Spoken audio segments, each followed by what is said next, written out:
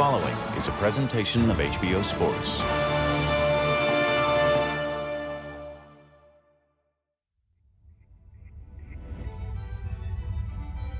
A servant to his faith, a master of his craft.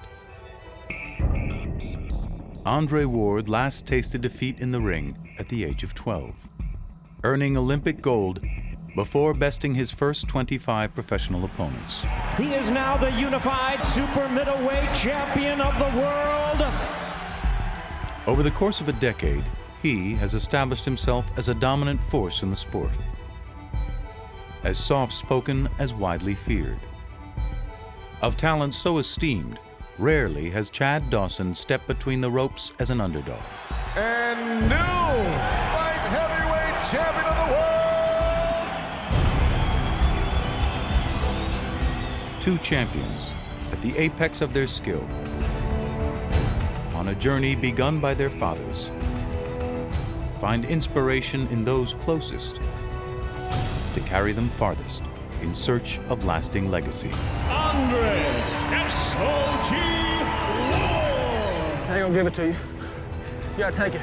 Bam! Chad Dawson!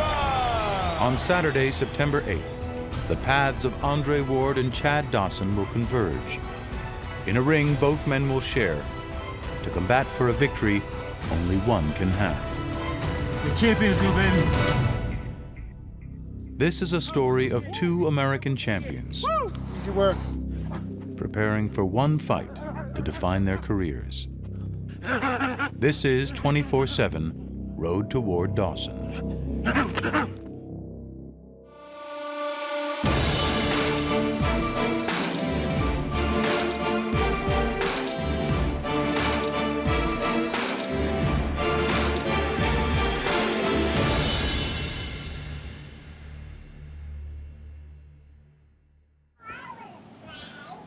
Ready? It's a typical summer setting for a father to enjoy America's pastime with his sons. Tiger, you up? But not so typical is for that father to be one of the best boxers in the world. Good hit. 30-year-old light heavyweight champion Chad Dawson and wife Crystal reside in the quaint town of Hamden, Connecticut, with their 4 sons of unique names. Sid General Chandler Supreme Dawson.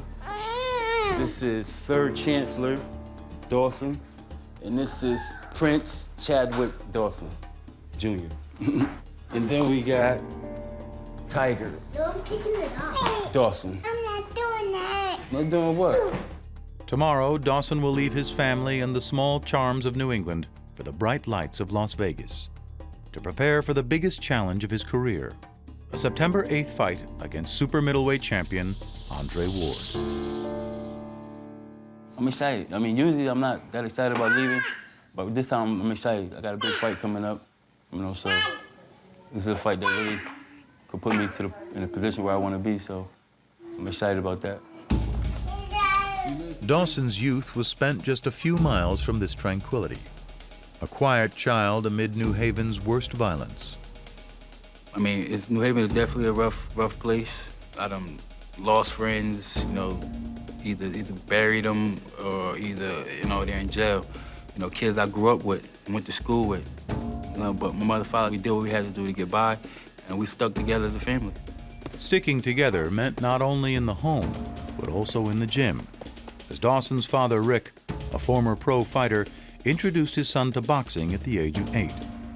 He inspired me to become a boxer. When you're growing up, your father is always going to be your first, role model in your life. So me seeing him do it made me want to do it and inspired me to do it. But what Dawson did exceeded expectations, amassing a 31-1 professional record and a reputation as one of the sport's top fighters, relentlessly facing the best in his division. They said Adamak was too strong. They said Tara was too big, too strong for me. Hard left hand. Fought Glenn Johnson was a tough fight. A flurry of punches from Dawson, a good right hook. I never thought I would be in the position I'm in right now. Never, ever.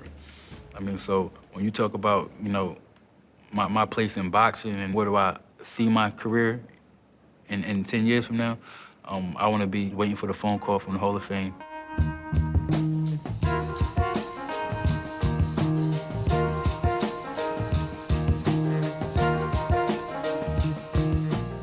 I started boxing at the age of 9.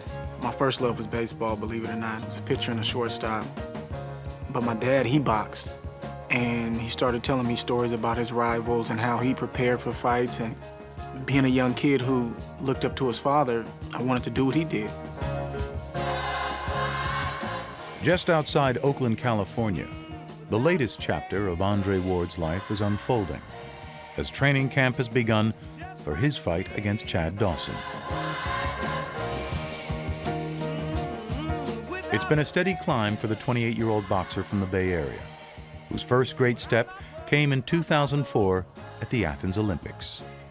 I felt like I was there for a reason. I felt like it was something that I felt since I've been 10 years old, that I was there to win a gold medal. And I told people for years. And sure enough, I'm on the podium hearing the Star-Spangled Banner with the gold medal around my neck, and it was just a surreal moment. After winning Olympic gold, Ward began an undefeated pro career, dispatching each challenge set before him.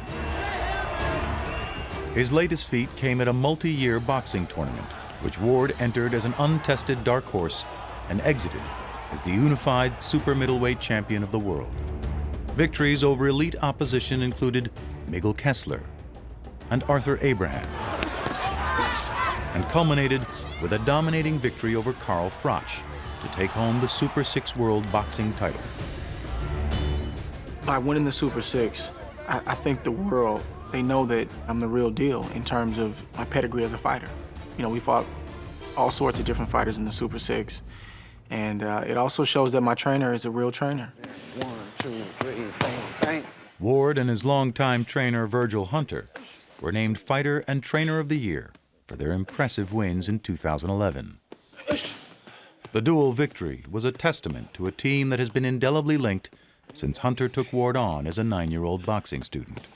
He started calling me Godfather several months after we got together.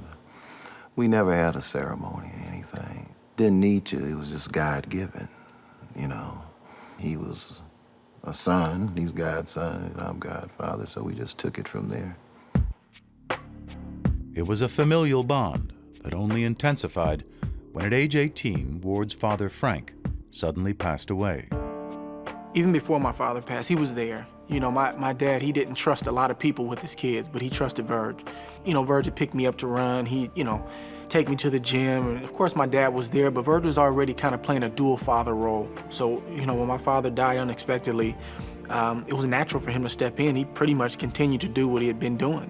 Along with Hunter, Ward credits his faith in helping him overcome the dark period following the loss of his father. The church remains a top priority in his life today. My faith, it's not only everything to me, but it guides my path. I understand who opened these doors for me.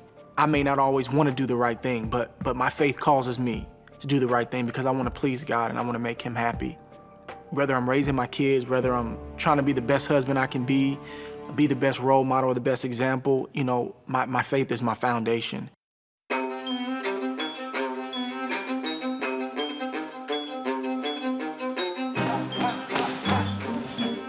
While Ward's faith may steer him, Hunter acknowledges another attribute that's guided his success, an attribute he hopes will be an X factor against Chad Dawson. His drive, his will to win, he was gifted to do it, to the point where he makes it look easy sometimes. I mean, you know, you're talking about a kid who hasn't lost a fight since he's been 12 years old, so the will to win is tremendous. I respect the sport of boxing. And I feel like when you respect the sport of boxing, the sport respects you. You know, those world championships and those achievements will continue to come, but I gotta stay focused in order for that to continue to happen.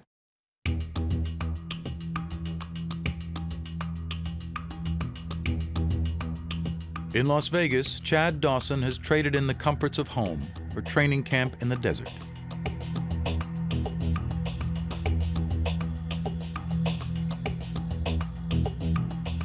With his family still in Connecticut, Dawson is now surrounded by his team, including cutman Rafael Garcia, strength and conditioning coach Axel Murillo, and trainer John Scully, a former pro fighter with whom he shares a long history. He's known me since I was 12 years old. You know, I remember I was younger watching him fight as a professional. So, I mean, we know each other. He knows what I'm best at, and I know what he's best at. So, when we get into camp, there's no friction or nothing like that. We could just get right to work and do what we do best.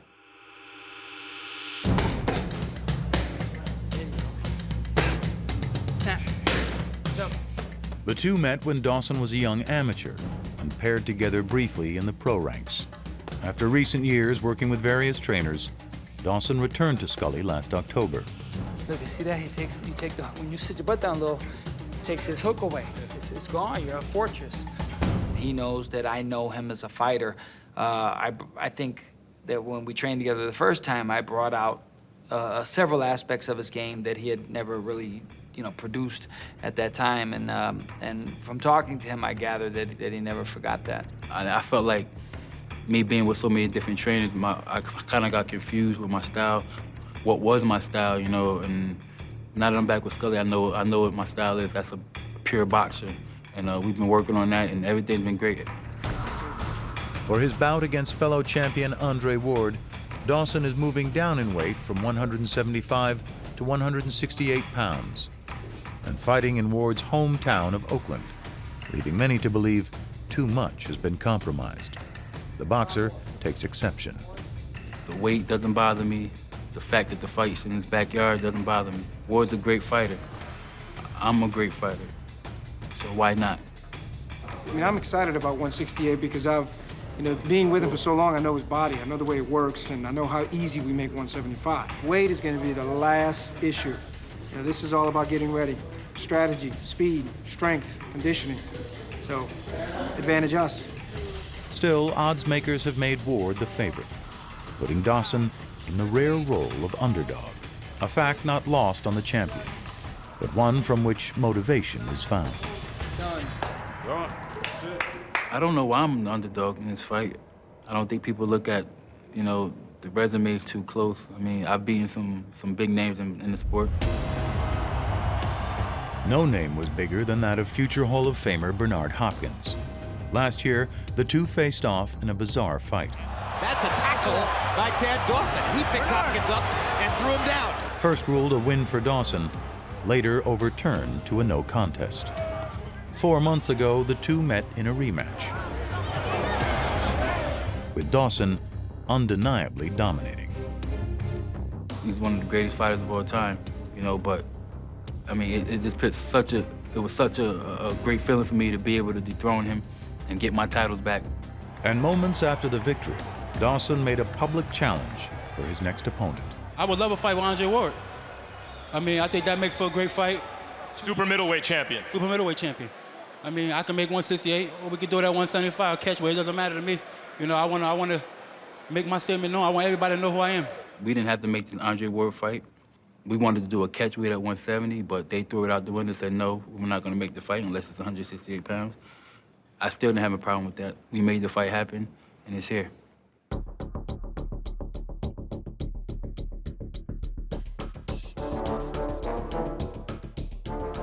Like his opponent, Andre Ward sacrifices 2 months to training while separated from his family. But home for this boxer is just 30 miles from camp, so exceptions are occasionally made. Today I'm gonna go surprise my babies, my 4 children. My wife knows I'm coming, but the kids don't. Because I just don't get a chance to see them a lot in training camp, and it really just, it breaks my heart. Yeah. Hey, I wonder if there's anybody else who's about ready to go home. I just wanna go. Hello, hello, hello. It's a happy reunion for Ward and his wife, Tiffany. Hi, baby. Daughter, Amira. I wanna see you. I just wanna see you. Daddy, miss you. And sons Andre Jr. and Malachi. The newest addition to the family arrived 2 months ago, shortly before Ward left for training camp. This is baby Champ. This is baby Micah. Chunky man. He's a little chunkier than when I left. It's just really good to know that your dad's a boxer. Just in case someone breaks into your house, you can fight them. I just wanna go. Your daddy's baby, right? Yes, yes, yes. And even when you get older, you gonna still be daddy's baby, right? Oh, yes. Okay. Why do I always got to do that? Because Daddy loves you. This is so not right. We got a lot of personality in this house. It's a house built on a deep foundation. Me and my wife, we've been together 12 years, been married 9 years. We're high school sweethearts. She may have a different story, but I thought it was love at first sight. You know, she was obviously beautiful, but when I met her and started to talk to her, she was extremely smart. And I liked that. Tiffany has been an ever-present source of inspiration as her husband's accolades have accumulated. This is my office. This is where I keep most of the hardware. That's a WBC belt. That's my first world title, the WBA. And that's obviously the Ring Magazine champion. I plan on keeping my belts after September 8th. Chad, bad Chad Dawson. That's the plan. You know, Chad Dawson, his belts aren't on the line for this fight because as a super middleweight champion, I have to defend my belts because he's coming down to challenge me for my belt. So I plan on doing it. Love you, big boy. Dad. I love you. Bye, Dad. The visit lasts about an hour. I'm gonna miss you, Daddy. More time than the boxer allowed himself in the early stages of his career. Bye, baby.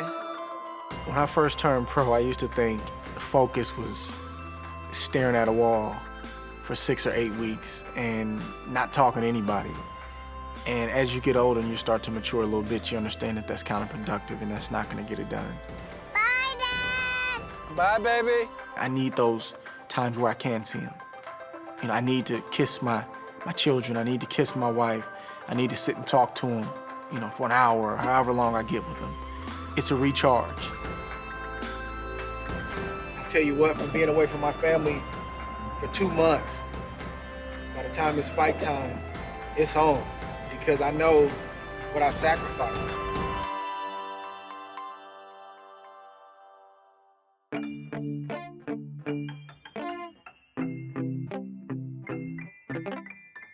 For Chad Dawson, daybreak is synonymous with road work.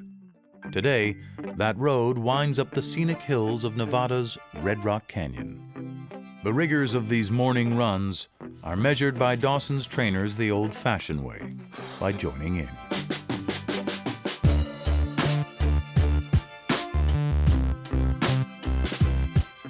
It's always good to have a healthy, conditioned trainer.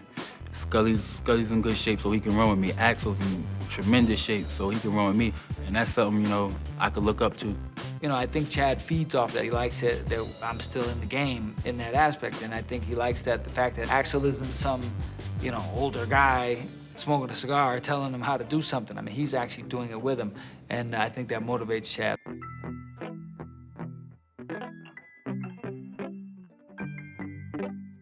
For nearly 8 weeks, they will live and train together in collective dedication to honing one man's craft and refining a focus believed to be his consummate advantage. It used to be where he would take time off between fights.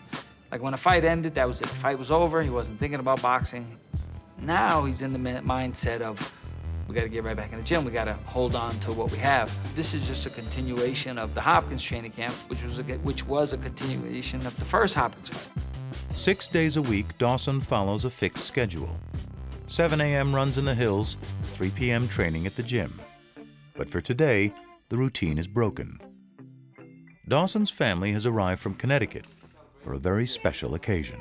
Well, today is my 4th son's first birthday. Supreme. Yay! So we're doing a little birthday party for him. He's excited, you can tell.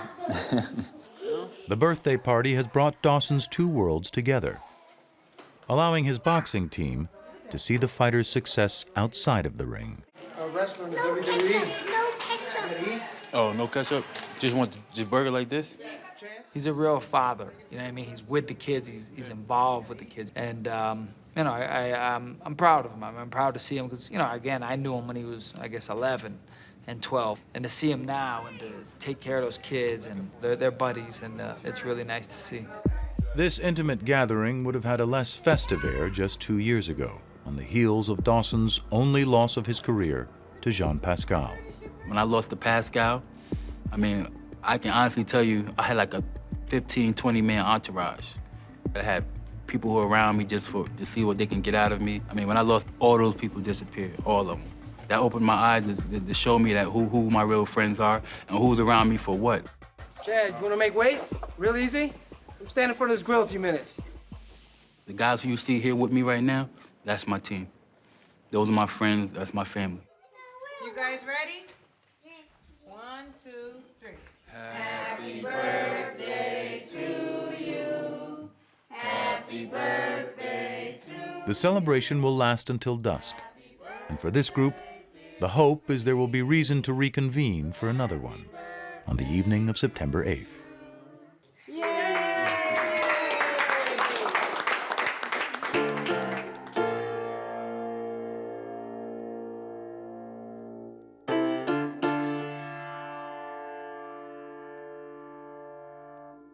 Every fight is a statement fight, and every single fight I want to go out there and outdo my last performance. This is the prime stage and the prime opportunity on HBO to do it.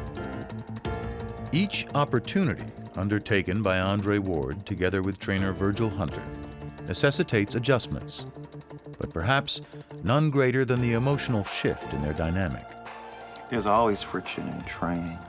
I mean, you know, you're sending a man off to war.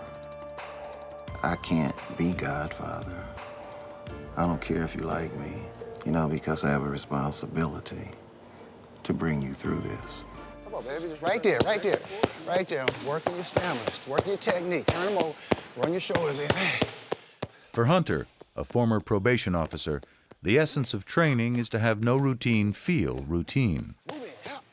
It's not going smooth, and I like it that way. I would be worried if it was going smooth, because a smooth training camp doesn't mean a smooth fight.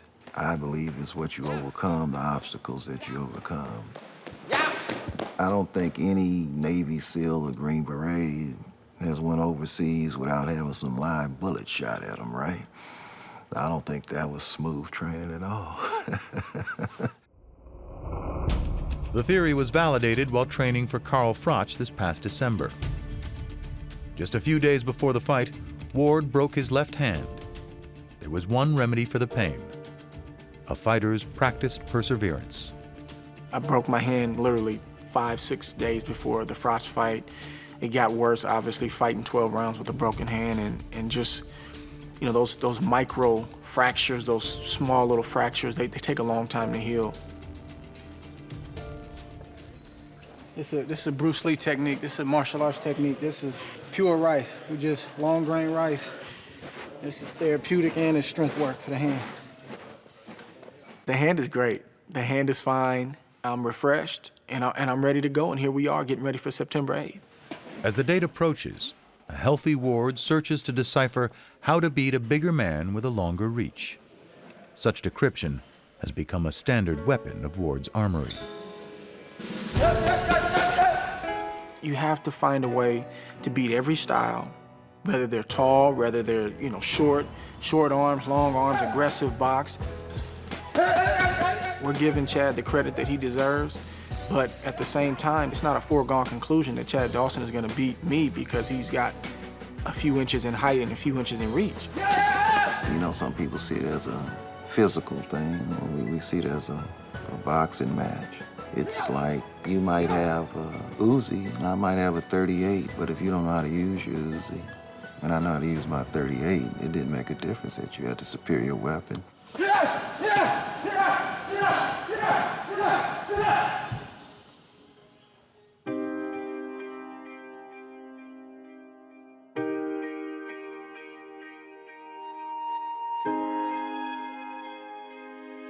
While prediction in war can be measured by numbers,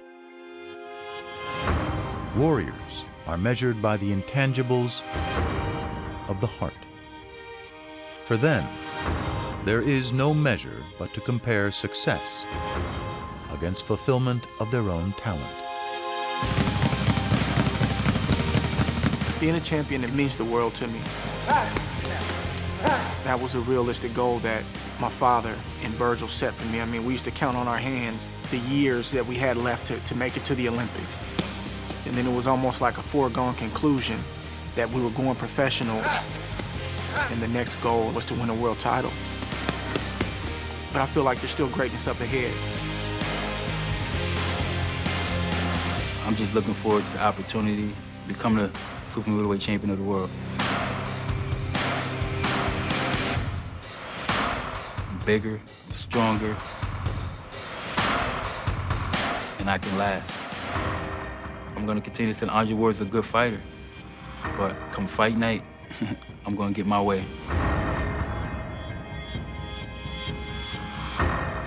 On September 8th in Oakland, two forces will marshal, shepherded by hands from the past, inspired by smaller ones of the future. They are boxers seeking to define their careers, champions striving to define the sport they love. I don't think a lot of people understand the caliber of this fight. You know, they think it's just two champions fighting, but I got a lot at stake.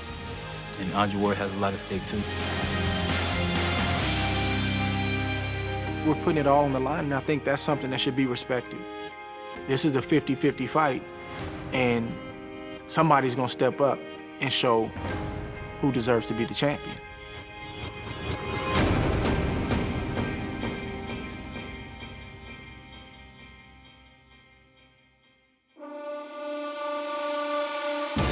Watch the live fight Andre Ward against Chad Dawson September 8th on HBO. Also that night, heavyweight title holder Vitaly Klitschko faces Manuel Char, and Antonio DeMarco takes on John Molina Jr. September 1st, it's the premiere of 24/7 Julio Cesar Chavez Jr.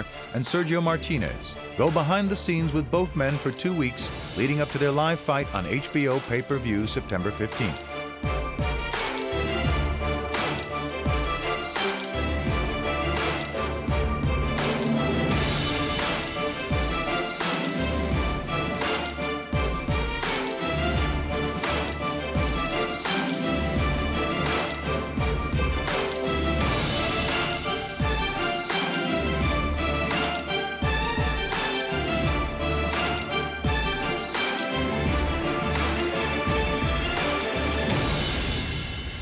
This has been a presentation of HBO Sports.